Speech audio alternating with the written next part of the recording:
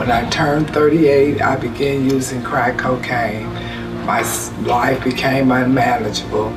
I was in and out of jail, in and out of psychiatric hospitals and treatment centers.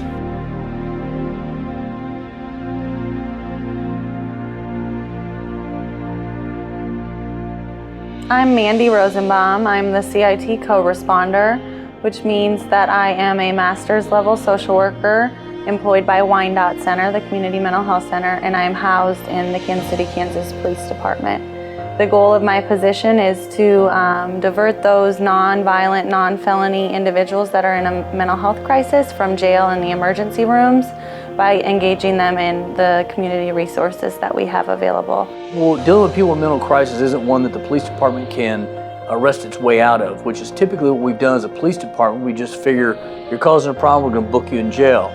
CIT program allows us for officers to get on the scene, assess an individual's mental state at the time, and then plug them into the social programs necessary to get them the appropriate help. As mayor, I know the importance about dealing with mental health issues because about 40% of the persons incarcerated in our jail suffer from mental health issues. And many of them are in there for nonviolent crimes. This is one of the few times when we can actually do the right thing and save money. The local jails have become the default stabilization centers for people with mental health crises. As state and federal dollars to support those services has dried up over the years. To house an inmate in this correctional facility costs about $92 a day, in the upwards between $20,000 and $30,000 a year per inmate.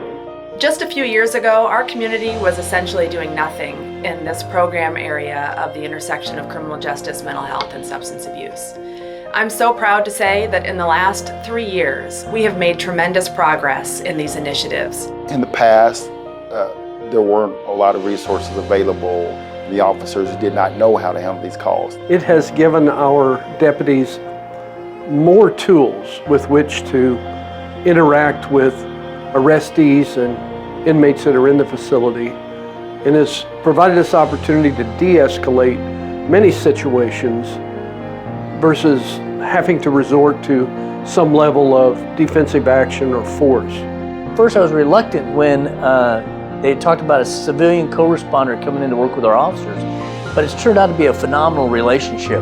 The officers have really embraced Mandy, and she goes out and meets with the officers, talks to them about CIT, and because of her interactions with our officers, they're embracing the program much more than they had in the past. I think that since she's been here, the receptiveness of the program for our officers has increased by 50%. Our first responders have a very difficult job every single day. And if we can give them additional tools to be able to recognize when they're interacting with someone with a mental health, so they can make a decision whether to call in other mental health resources or to transport that person rather than to jail to our 24-hour crisis center. The ones that I have dealt with have been very understanding and have made it easier for me to be able to reveal exactly what was going on with me. Being the CIT coordinator is exciting as it allows me to promote a program that teaches and encourages the officers to address calls involving untreated mental illness in a different way. And CIT provides trauma-informed care versus a disciplinary lockdown type of situation. I have been clean and sober now for over 7 years. I have a part-time job at the Frank Williams Outreach Center where I've been working for 2 years now. My goal here in the near future is I would like to see us be at 50% by the end of next year. Now that includes our dispatchers. I think our dispatchers would benefit from CIT training also, because a lot of times when people call in, their first contact with the police department is when they're calling into 911. I mean, probably the most powerful part of all of these initiatives has been the community partnerships. Being in a room together and learning about other people's roles and the barriers that they've experienced, the jobs that they have to do. It's been so powerful to understand where each of us are coming from and then brainstorm together. So the collaboration has been strong.